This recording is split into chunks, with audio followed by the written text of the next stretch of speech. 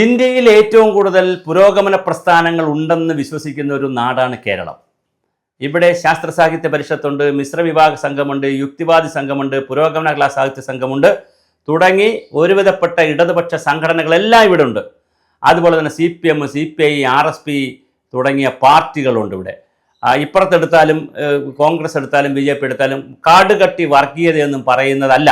ഒരു മതേതര ജനാധിപത്യ സമൂഹമായിട്ടാണ് കേരളം പലപ്പോഴും ലോകത്തിന് അറിയപ്പെട്ടുകൊണ്ടിരുന്നത്.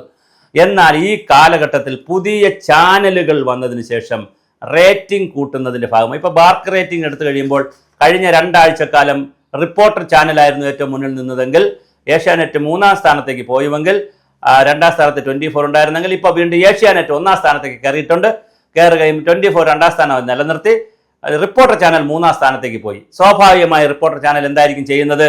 ഇനി കുത്തിത്തിരിപ്പ് വാർത്തകൾ കൊണ്ടുവരും.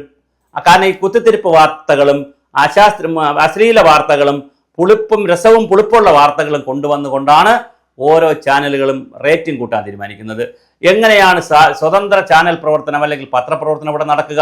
കൈരളി CPM-ന്റെ ചാനൽ, ഓക്കെ, പാർട്ടി നടത്തുന്നു. ജനം BJP ഓറിയന്റഡ് ആയിട്ടുള്ള channel, okay. Media one welfare പാർട്ടിയും ജമാഅത്ത് ഇസ്ലാമിയും നടത്തുന്ന പാർട്ടി ചാനൽ, ഓക്കെ. ബാക്കി ചാനലുകൾ ഇങ്ങനെ മനോരമ എന്ന് പറയുന്ന ഒരു കോൺഗ്രസ് ആഭിമുഖ്യം എല്ലാ കാലവും പുലർത്തുന്നു. ഇതാണ് ഞാൻ എൻ്റെ വാദമല്ല, ആളുകൾ പറയുന്നതാണ്. മാതൃഭൂമി ചിലപ്പോൾ കമ്മ്യൂണിസ്റ്റ് ആണ്, ചിലപ്പോൾ കോൺഗ്രസ് ആണ്, ഇപ്പോൾ ഒരു കോൺഗ്രസ് ആഭിമുഖ്യമുള്ള, ചിലപ്പോൾ മുസ്ലിങ്ങളോട് താല്പര്യമുള്ള അങ്ങനെ ഒരു ചാനലായി നിൽക്കുന്നു. ഏഷ്യാനെറ്റ് മറ്റൊരു തരത്തിൽ നിൽക്കുന്നു. ഇങ്ങനെ ഏത് ചാനൽ എടുത്താലും ഒന്നുകിൽ BJPയോട് രഹസ്യമായി പരസ്യമായിട്ടൊക്കെ ഏതെങ്കിലും രാഷ്ട്രീയ പാർട്ടികളോടും RSSനോടും അല്ലെങ്കിൽ വ്യത്യസ്ത മതവിഭാഗങ്ങളോടൊക്കെ താല്പര്യമുള്ള രീതിയിൽ ആണ് ഈ ചാനലുകൾ നിൽക്കുന്നത്. എന്തായാലും ശരി, ഈ ചാനലുകളുടെ റേറ്റിംഗ് കൂട്ടുന്നതിന് വേണ്ടി പല തരത്തിലുള്ള ഗിമ്മിക്കുകളും മോശം വാർത്തകളും പഴയ കഥകളും ഇപ്പോൾ ഏറ്റവും അവസാനമായി കേൾക്കുന്ന ഒരു വാർത്ത KWU അതായത് കേരള വർക്കിംഗ് ജേർണലിസ്റ്റ് യൂണിയൻകാർ ഇപ്പോൾ ഒരു സമരം ചെയ്യുന്നുണ്ട്. എന്താ സമരത്തിന് ആധാരമായ കാര്യം? നമ്മുടെ മീഡിയ വൺ ചാനലിൽ ഒരു സഹോദരൻ വന്നിരുന്ന് ഔട്ട് ഓഫ് ഫോക്കസ് അങ്ങനെ ഒരു പ്രോഗ്രാം എന്തുകൊണ്ട് അതിനകത്തൊരു സഹോദരൻ വന്നിരുന്ന് 1991 കണ്ണൻ എന്ന് പറയുന്ന ആൾ വണ്ടൂരിൽ നിന്നുള്ളൊരു MLA നിയമസഭയിൽ പറഞ്ഞൊരു കാര്യത്തെ കുത്തിപ്പൊക്കി എടുത്തുകൊണ്ട് വന്നിരിക്കുകയാണ്. അങ്ങനെ നമ്മൾ ഓരോ കാലഘട്ടത്തിൽ ഓരോരുത്തരുടെ കുത്തിപ്പൊക്കി എടുത്തുകൊണ്ട് വന്നാൽ ഇവിടെ ഒരുപാട് പ്രശ്നങ്ങളുണ്ട്. മലപ്പുറം ജില്ല ഭീകരവാദികളുടെ കേന്ദ്രമാകുമെന്ന് VS അച്യുതാനന്ദൻ പണ്ടൊരിക്കൽ പറഞ്ഞിട്ടുണ്ട്. ഇനിയിപ്പോൾ അത് VSന്റെ ഈ അവസാന കാലത്ത് അത് കുത്തിപ്പൊക്കൊണ്ടത് VS എന്തിന് അങ്ങനെ പറഞ്ഞു എന്ന് ചോദിക്കാൻ പറ്റുമോ? അങ്ങനെ ഓരോ കാലഘട്ടത്തിൽ ഓരോ രാഷ്ട്രീയ നേതാക്കളും പല രൂപത്തിലുള്ള കാര്യങ്ങൾ പറഞ്ഞിട്ടുണ്ടാകും. ആ പറയുന്നതിനെയൊക്കെ അപ്പപ്പോൾ പറയുന്ന ഒരു കാര്യത്തെ ചർച്ച ചെയ്തു ചില ബഹളമൊക്കെ ഉണ്ടാക്കിയാൽ കളഞ്ഞു, ഓക്കെ, റേറ്റിംഗ് കൂട്ടിപ്പോയി. പക്ഷേ ഇത് 91 പറഞ്ഞു, 1965 പറഞ്ഞു, 45 പറഞ്ഞു, 1800 ഇവിടെ ബ്രാഹ്മണന്മാർ വലിയ കുഴപ്പമായിരുന്നു, അല്ലെങ്കിൽ ദളിതന്മാരെ ഇങ്ങനെ പറഞ്ഞ് കുത്തിത്തോണ്ടാൻ തുടങ്ങിയാൽ ഉള്ള കുഴപ്പം എന്താന്ന് പറഞ്ഞാൽ വളരെ സമാധാനപരമായി സാധാരണ നിലയിൽ ജീവിക്കുന്ന ഈ ജാതിയും മതവും വർഗവും ഒന്നും ചിന്തിക്കാതെ ജീവിക്കുന്ന ഒരു സമൂഹമുണ്ട് ഇവിടെ. അവരെ മനസ്സിൽ കൂടി ആവശ്യമില്ലാതെ ഇത് കുത്തിവെക്കും. ആവശ്യമില്ലാതെ ന്യൂനപക്ഷക്കാർ കുത്തിവെക്കുമ്പോൾ ഭൂരിപക്ഷത്തിന്റെ മനസ്സിലും ഈ ചിലപ്പോൾ ഭൂരിപക്ഷ ചിന്ത കയറും. തിരിച്ചും ഭൂരിപക്ഷത്തിന്റെ മനസ്സിൽ ആവശ്യമില്ലാത്ത കാര്യങ്ങൾ ആരെങ്കിലും കുത്തിവെച്ചാൽ ന്യൂനപക്ഷത്തിന്റെ മനസ്സിലൊക്കെ ശരിയല്ലേ, ഞാൻ ജനിച്ചത് ഹിന്ദുവിലാണല്ലോ, എന്താണ് നമ്മുടെ സമുദായത്തിന് നമ്മുടെ മതത്തിന് ഇത്ര ഒരു അപ്പർ ഹാൻഡ് അല്ലെങ്കിൽ ഒരു അംഗീകാരം ഇവിടെ കിട്ടുന്നില്ലല്ലോ എന്ന് ഒരു സ്വതന്ത്ര മതേതര വിശ്വാസി പോലും ചിലപ്പോൾ കയറി ചിന്തിക്കുന്ന നിലയിലേക്ക് കാര്യങ്ങളെ വഷളാക്കി വളരെ ബോറാക്കി എന്താ കൊണ്ടുപോകുന്നത്? ഗവർണറുടെ ജാതി അന്വേഷിക്കുന്നു, അദ്ദേഹം ദളിതനാണെന്ന് കണ്ടുപിടിക്കുന്നു, അതിൻ്റെ കുറേ കഥകൾ, ഓരോരുത്തരുടെയും ജാതി, മതം, വർഗം, ഗോത്രം, അധികാരം, രാഷ്ട്രീയം ഇതെല്ലാം കുത്തി തോണ്ടി എടുത്തുകൊണ്ട് വന്ന് അവരുടെ പേരും അവരുടെ സമൂഹത്തിൽ എങ്ങനെ ജീവിക്കുന്നു, ഇത് വളരെ വളരെ പരിതാപകരമാണ്. കാരശ്ശേരി മാഷ് നല്ല സാമൂഹ്യ വിമർശകനാണ്. അങ്ങനെ വിമർശിക്കുന്നത് കൊണ്ട് അദ്ദേഹം ലണ്ടനിൽ പോകുന്നുണ്ടോ, വിമാനത്തിൽ കയറുന്നുണ്ടോ, അമേരിക്കയിൽ പോകുന്നുണ്ടോ, UK പോകുന്നുണ്ടോ എന്നൊക്കെ പറഞ്ഞ് അദ്ദേഹത്തിൻ്റെ പിറകെ നടക്കുന്നു. അതുപോലെ പരിസ്ഥിതി പ്രവർത്തകരുടെ പിറകെ നടക്കുന്നു. എന്തൊരു നാടാണിത്! വളരെ ഗതികേടാണ്. ഇപ്പോൾ മീഡിയ പ്രവർത്തനം എന്ന് പറഞ്ഞാൽ ഒരുതരം അശ്ലീലമായി മാറിക്കൊണ്ടിരിക്കുന്നു. ഒരുതരം ചാരപ്രവർത്തനം പോലെ ആയിട്ടുണ്ട്.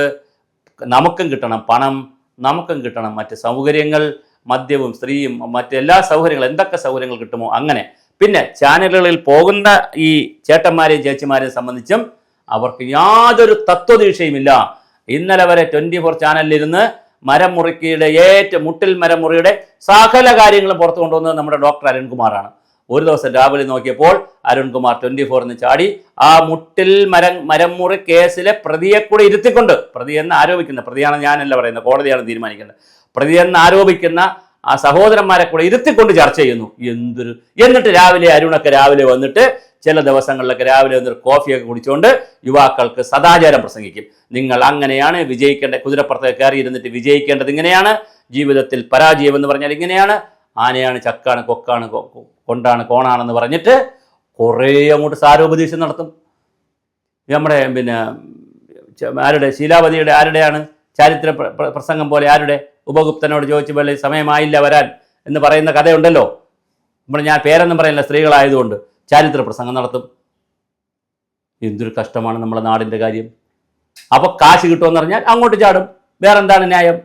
ഓരോ ചാനൽ വേണു മാതൃഭൂമിയിലുണ്ടായിരുന്നു, പിന്നെ അത് 24 പോകുന്നു, പിന്നെ അത് കഴിഞ്ഞപ്പോൾ മീഡിയ 1 പോകുന്നു, സ്മൃതി പരത്തക്കാട് ഇങ്ങനെ പറന്ന് നടക്കുന്നു, സുജയ പാർവതി പറന്ന് നടക്കുന്നു, പിന്നെ നമ്മുടെ അരുൺ പറന്ന് നടക്കുന്നു, പ്രസാദ് പറക്കുന്നു, ഇങ്ങനെ പിന്നെ ഉണ്ണി ബാലകൃഷ്ണൻ എല്ലായിടത്തും കൂടെ പറന്ന് നടക്കുന്നു. ഇങ്ങനെ ചാനൽ ടു ചാനലിൽ പോയി അന്തിച്ചർച്ചയും മടപ്പൂട്ടി ചർച്ചയും ആവശ്യമുള്ളതും ആവശ്യമില്ലാത്തിരുന്ന് മനുഷ്യൻ്റെ മനസ്സിൽ കിടക്കുന്ന അധമ വികാരങ്ങളെ അത് അടക്കി വെച്ചിട്ട് ഉത്തമ വികാരങ്ങൾ മുകളിൽ നിൽക്കുന്നതിനെ കീഴ്മേൽ മർപ്പിച്ച് മനുഷ്യ മനസ്സിൽ മലീമസമല്ലാതെ കിടക്കുന്ന മനുഷ്യ മനസ്സിനെ മലീമസമാക്കുന്ന ഒരു പണിയാണ് ഈ ചാനലിൽ ചെയ്തുകൊണ്ടിരിക്കുന്നത്. ഞാൻ ഒരു കാര്യം പറഞ്ഞ് അവസാനിപ്പിക്കാം. മനുഷ്യൻ്റെ ശരീരത്തിൽ മലവും മൂത്രവും ഒക്കെ ഉണ്ട്, മനുഷ്യ ശരീരത്തിലുണ്ട്, എല്ലാവർക്കും അറിയാം.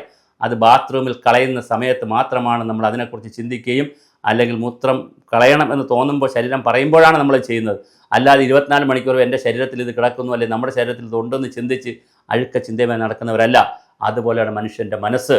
മനുഷ്യ മനസ്സുകളെ മലീമസമാക്കുന്ന മാലിന്യങ്ങളായി നമ്മുടെ ചാനലുകളും ചാനൽ ചർച്ചാ വിദഗ്ധരും മാറരുത്.